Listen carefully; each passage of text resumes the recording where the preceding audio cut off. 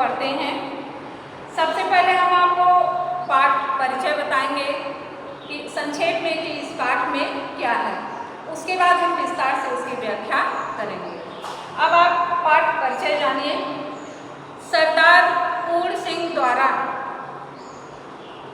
या सरदार पूर्ण सिंह ने प्रस्तुत निबंध आचरण की सभ्यता को भावपूर्ण शैली में लिखा है। इसमें लेखक ने आचरण के विविध पक्षों का उल्लेख करते हुए मानव जीवन में उसके महत्व की चर्चा की है। लेखक का कहने का तात्पर्य है कि मानव के जीवन में आचरण का क्या महत्व है, उसके बारे में उसने इस पाठ में बताया है। लेखक के अनुसार सदाचरण अपूर्व वस्तु है। सदाचरण माने अच्छा आचरण अपूर्व वस्तु है। जिस व्यक्ति को आचरण का यह भंडार माने सदाचरण अच्छे आचरण का यह भंडार मिल जाता है, उसके लिए कुछ भी अप्राप्य नहीं रह जाता। अर्थात लेखक का कहने का तात्पर्य है कि वह सब कुछ प्राप्त कर लेता है। सदाचरण सभी विद्याओं, कलाओं, साहित्य एवं राजत्व से भी श्रेष्ठ है।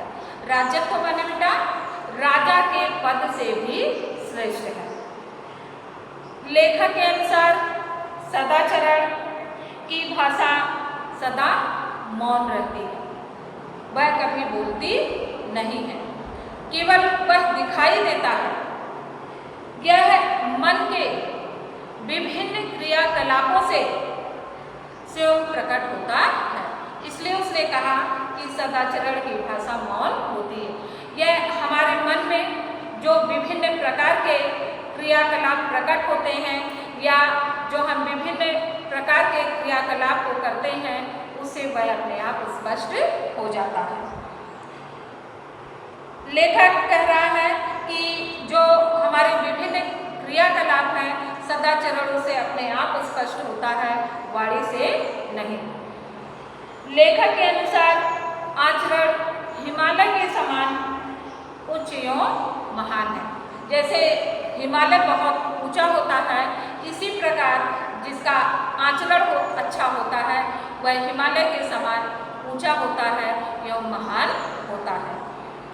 जिस प्रकार हिमालय के निर्माण में अनंत काल लगा होगा, जिसको कि कोई जानता नहीं है, अनंत काल में बहुत समय लगा होगा, उसी प्रकार आचरण के निर्माण में भी दीर्घ काल लगता है, माने बहुत समय लगता है।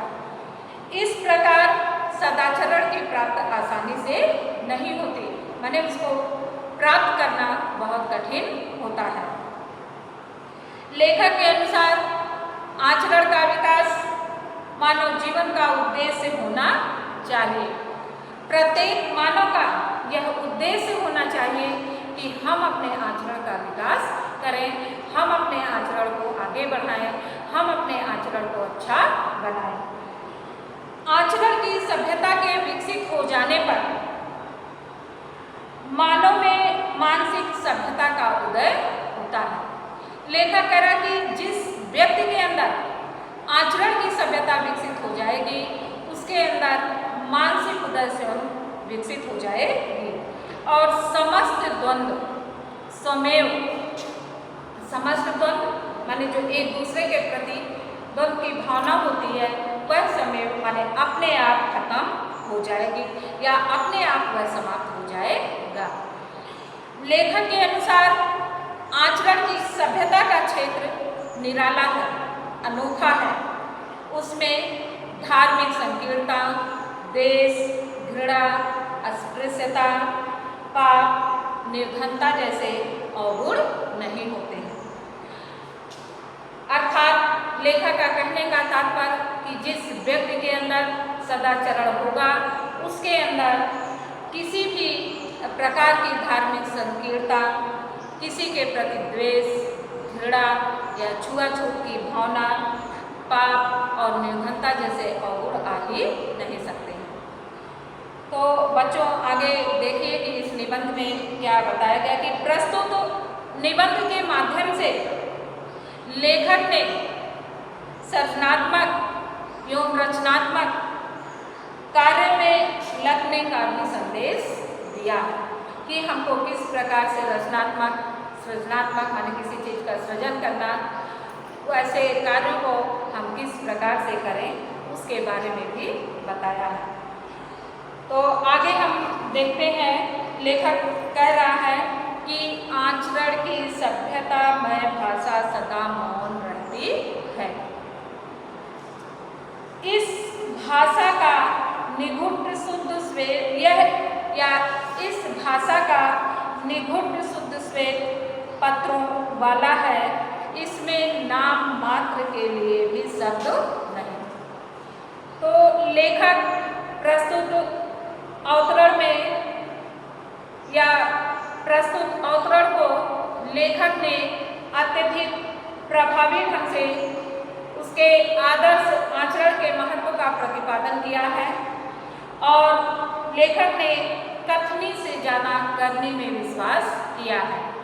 लेखक का कहने का तात्पर्य है कि कहना या कहा कम जाए और कार्य ज़्यादा किया जाए। अब देखिए आगे उसमें लेखक ने क्या बताया कि आचरण की सभ्यता में भाषा सदा मौन रहती है। लेखक कह रहा कि आचरण की भाषा का कोई लिखित शास्त्र नहीं है, ना तो वह बोलता है, वह बिल्कुल मौन रहता है और इस भाषा का कुछ निगुढ़ शुद्ध श्वेत पत्रों वाला माने इसका आप कोई वैदिक शब्दकोश इस प्रकार से कहीं लिखा हुआ नहीं, बिल्कुल शुद्ध है। इसमें नाम मात्र के लिए भी शब्द नहीं है। अभी ऊपर आपने पढ़ा है कि आचरण की जो भाषा होती है, सदाचरण की जो भाषा होती है, वह बोलती नहीं है, केवल व्यक्ति के क्रियाकलापों के द्वारा अपने आप ही दिखाई देता है, अपने आप ही प्रकट होता है, उसके लिए कोई वाणी नहीं होती है।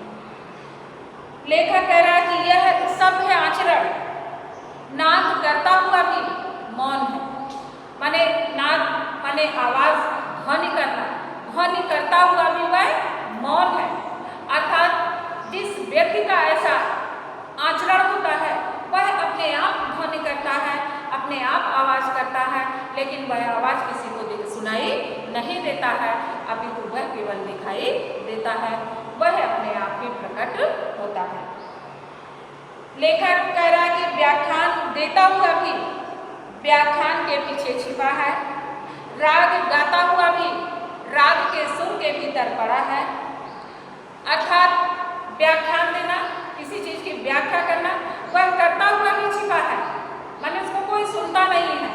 वह गाता तो है, उससे मधुर राग निकलता है, लेकिन उस मधुर राग को भी कोई सुनता नहीं है, वह केवल प्रकट होता है, वह केवल दिखाई देता है। मृद वचनों की मिठास में आचरण की सभ्यता मौन रूप से खुली हुई है।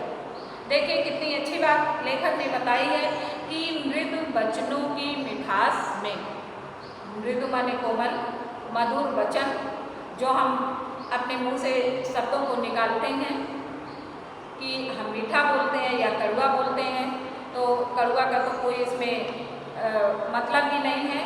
जब यहाँ सदाचरण अच्छे आचरण की बात कही गई है, तो लेखक कह रहा है कि मृदु वचनों के मिठास में आचरण की सभ्यता मौन रूप से खुली हुई है। उसके वचनों से ही उसके आचरण का पता चल जाता है, उसे चिल्लाने की जरूरत नहीं होती है। नम्रता, दया, प्रेम और उदारता सब के सब सभ्य आचरण की भाषा के मौन व्याख्यान हैं। लेखक का कहने का तात्पर्य कि जिस व्यक्ति के अंदर नम्रता है, प्रेम है और उदारता है, वह अपने आप दिखाई देता है, अपने आप ही प्रकट होता है। उसका व्याख्यान देने की जरूरत नहीं है, उसकी व्याख्या करने की जरूरत नहीं है। मनुष्य के जीवन में या मनुष्य के जीवन पर मौन व्याख्यान का प्रभाव चिरस्थायी होता है, अर्थात वह हमेशा चलने वाला होता है और उसकी आत्मा का एक अंग होता है। इस प्रकार लेखक आचरण की भाषा, लेखक बता रहा है कि आचरण की भाषा मौन होकर भी अत्यधिक या माने अत्यधिक विकसित होती है। मौन होकर भी वह अनेक संदेश दे जाती है लोगों को कि सभ्य आचरण वाले व्यक्ति कैसे होते हैं। अब बच्चों आगे देखिए, उसके बारे में लेखक ने क्या बताया कि मौन रूपी व्याख्यान की महत्ता इतनी बलवती, अर्थवती और इतनी प्रभाववती होती है कि उसके सामने क्या मातृभाषा, क्या साहित्य भाषा और क्या अन्य देश की भाषा सब की सब तुच्छ सी प्रतीत होती है। इस आचरण की मौन भाषा के संबंध में लेखक ने अपने भावों को व्यक्त किया है। कहा है कि मौन रूपी व्याख्यानों की महत्ता इतनी बलवती होती है, इतनी उसमें ताकत होती है, इतना उसमें अर्थ होता है और वह अपना इतना प्रभाव छोड़ता है, अर्थात वह बहुत प्रभावशाली होता है कि उसके सामने क्या मातृभाषा, क्या साहित्य भाषा और क्या अन्य देशों की भाषा सबकी सब तुच्छ होती है, सबकी सब छोटी दिखाई देती है, छोटी प्रतीत होती है।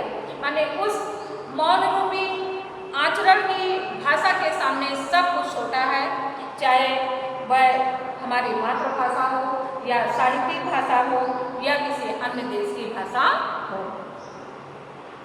लेखक कह रहा कि अंत में कोई भाषा दिव्य नहीं, केवल आचरण की मौन भाषा ही ईश्वरीय है।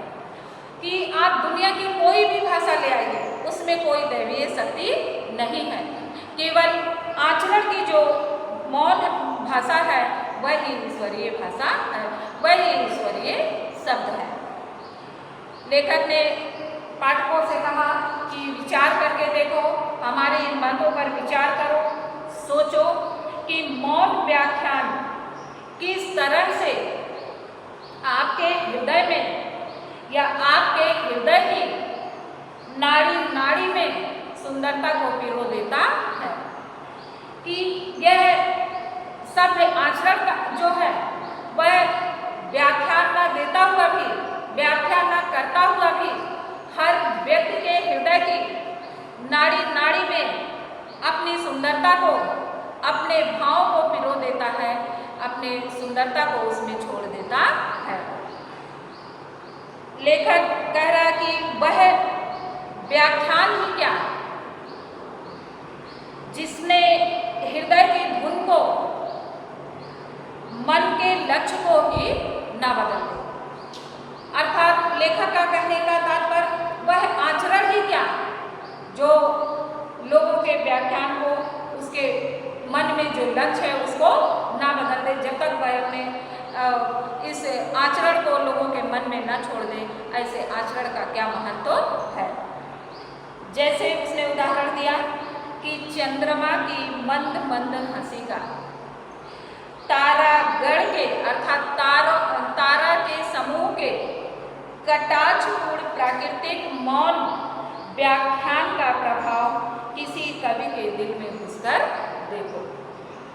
कि सूर्यास्त होने के पश्चात, अर्थात सूर्य अस्त होने के पश्चात श्री केशव चंद्र सेन और महर्षि देवेंद्र नाथ ठाकुर ने सारी रात एक छड़ की तरह गुजार दी। यह तो कल की बात है। इस प्रकार लेखक एक उदाहरण दिया है कि जिस प्रकार कोई कवि हो वह चंद्रमा की मंद मंद हंसी, चंद्रमा का धीरे धीरे मुस्कुराना देखता हो और बिना कहे, बिना किसी से कुछ व्यक्त किए वह उस चंद्रमा की हंसी का कविता कर डाले, माने अपने भाव को व्यक्त कर डाले। तो उसी प्रकार से लेखक ने कहा कि जो व्यक्ति सभ्य आचरण वाला होगा वह उसको कुछ कहने की आवश्यकता नहीं होगा, उसको या वह उसके क्रियाकलापों से, उसके बातों से वह अपने आप प्रकट हो जाएगा। अब आगे देखिए बच्चों, लेखक ने कहा कि प्रेम की भाषा शब्द रहित है, नेत्रों की, कपोलों की, मस्तक की भाषा भी शब्द रहित है। अब आप यह सभी जानते होंगे कि प्रेम चिल्ला चिल्ला कर नहीं कहा जाता है, वह शब्द रहित होता है, माने उसके लिए उसको हम शब्दों के माध्यम से ना व्यक्त करके भाव से व्यक्त करते हैं। प्रेम को शब्दों के माध्यम से नहीं व्यक्त किया जा सकता है, उसे भाव से व्यक्त किया जा सकता है। लेखक कह रहा कि नेत्रों की माने आंखों की, कपोलों की, मस्तक की भी भाषा क्या होती है, शब्द रहित होती है। जैसे नेत्र बोलते नहीं, हमारे मस्तक बोलते नहीं हैं, वह अपने भाव के द्वारा ही अपने बातों को व्यक्त कर देते हैं, उसके लिए कोई शब्द नहीं होता है। जीवन का लेखक बता रहा है कि जीवन का तत्व भी शब्दों से परे, वह बिल्कुल शब्दों से अलग है। सच्चा आचरण, प्रभावशील, अचल, स्थित, संयुक्त आचरण ना तो साहित्य के लंबे व्याख्यानों से गढ़ा जा सकता है, माने ना तो साहित्य के लंबे व्याख्यानों से उसे प्रकट किया जा सकता है, ना वेद की श्रुतियों के मीठे उपदेशों से। अर्थात लेखक का कहने का तात्पर्य है कि ना तो वेद के श्रुतियों माने वेद के मीठे उपदेशों को, श्रुतियों माने सुनने से, ना अंजील से, अंजील एक धार्मिक ग्रंथ है, ना कुरान से, ना धर्म चर्चा से, ना केवल सत्संग से, कि सच्चे आचरण को इन सब किसी चीजों के द्वारा हम व्यक्त नहीं कर सकते हैं। जीवन के अरण में धंसे हुए पुरुष के हृदय पर प्रकृति और मनुष्य के जीवन के मौन व्याख्यानों के यत्न से सुनार के छोटे हथौड़े की मंद मंद चोटों की तरह आचरण का रूप भी प्रत्यक्ष होता है। लेखक ने उदाहरण दिया, जैसे लेखक बताया कि जैसे सुनार सोने को जितना ही तपाता है और अपने छोटे हथौड़े से उसको जितना ही पीटता है, उतना ही उसकी चमक या उतना ही उसका प्रत्यक्ष रूप दिखाई देता है, उतना ही उसका शुद्ध रूप दिखाई, सोने का शुद्ध रूप दिखाई देता है। इसी प्रकार से व्यक्ति का सदाचरण है, जितना ही हम अपने आप को तपाएंगे, जितना ही हम अपने आप को उसमें ले जाएंगे, उतना ही हमारा आचरण अच्छा होगा। वह किसी धार्मिक ग्रंथ से, ना कुरान से, किसी चीज़ से हम उसको व्यक्त नहीं कर सकते, ना तो वह किसी धार्मिक ग्रंथों में लिखा हुआ है कि हम सभ्य आचरण को बनाने के लिए हम उस धार्मिक ग्रंथ को पढ़ लें और हमारा आचरण अच्छा हो जाए, तो वह हमें कहीं नहीं मिलेगा। अब आगे देखिए बच्चों, लेखक ने बताया कि पुस्तकों में लिखे हुए नुस्खों से तो अधिक बदहजमी हो जाती है। सारे वेद और शास्त्र यदि घोलकर पी लिए जाएं तो भी आदर्श आचरण की प्राप्ति नहीं होती। लेखक का कहने का तात्पर्य है कि पुस्तकों में, किताबों में बहुत सी ऐसी चीज़ें लिखी हुई होती हैं कि आप उसको पढ़िए और पढ़कर आप उसके आचरण को शुद्ध बना सकते हैं। तो वह कह रहा है कि यदि हम सारे शास्त्र को भी, वेद को भी घोल कर पी जाएं, तब भी हम अपने आदर्श आचरण की प्राप्ति नहीं कर सकते। क्यों? क्योंकि वह हमारे अंदर अपने आप की खुद की भावना है। ना तो हम उसे कहीं पढ़ने से उसको बना सकते हैं अपने आचरण को अच्छा, ना ही किसी कोई हमें कुछ सुनाता है उस सुनने से अपने आचरण को आगे बढ़ा सकते हैं, बल्कि वह हमारे अंदर की खुद की भावना होगी जिससे हम अपने आचरण को अच्छा बना सकेंगे। अब बच्चों इस वीडियो में इतना ही बताया जाएगा। अगला पार्ट का आगे का कल के वीडियो में हम उसको